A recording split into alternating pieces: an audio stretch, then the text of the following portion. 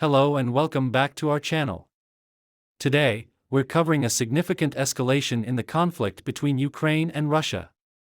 Recently, Ukrainian forces launched a major attack on Russian territory.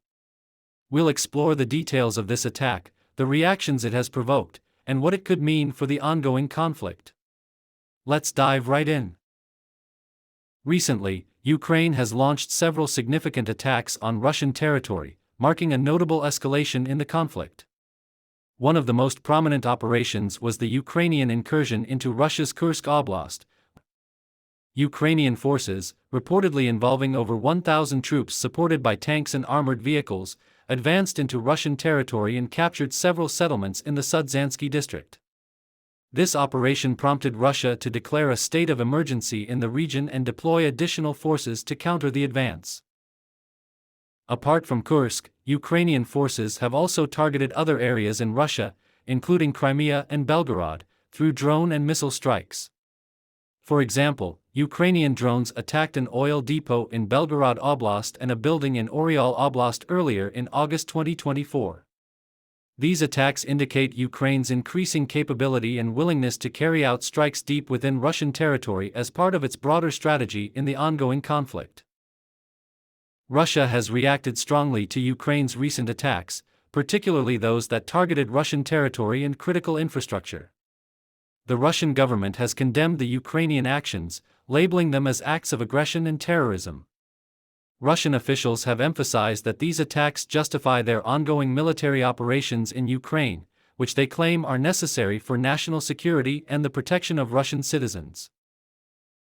In response to these attacks, Russia has taken several steps. Military retaliation. Russian forces have escalated their military operations, launching more airstrikes and missile attacks on Ukrainian cities and military targets. These strikes are intended to weaken Ukraine's military capabilities and retaliate for the damage caused by Ukrainian forces. Increased security measures. Russia has heightened security in regions near the Ukrainian border, including deploying more troops and air defense systems. There has also been an increased focus on protecting critical infrastructure, such as energy facilities and military installations, from further attacks.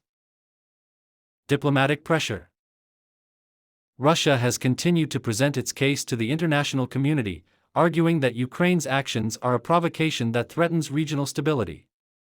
Russian officials have called on allies and neutral countries to condemn Ukraine's attacks and support Russia's position in the conflict.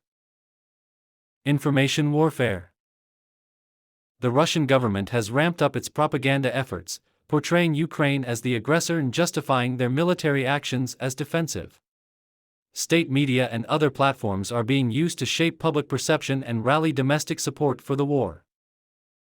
These reactions indicate that Russia is determined to maintain its military campaign in Ukraine and to respond forcefully to any Ukrainian actions that threaten its interests. The international response to Ukraine's recent attacks on Russian territory has been mixed but generally supportive of Ukraine's actions as part of its self-defense strategy against Russia's ongoing invasion. The European Union, for instance, has classified the incursion into Russia's Kursk region as legitimate self-defense, reiterating their full support for Ukraine in its efforts to repel Russian forces. The EU continues to provide political, financial, humanitarian, diplomatic, and military assistance to Ukraine in its struggle against Russian aggression. That's our detailed overview of the recent major Ukrainian attack on Russian territory. We'll continue to monitor the situation and provide updates as new information becomes available. If you found this video informative, please like, subscribe, and hit the bell icon for more updates. Share your thoughts and questions in the comments below.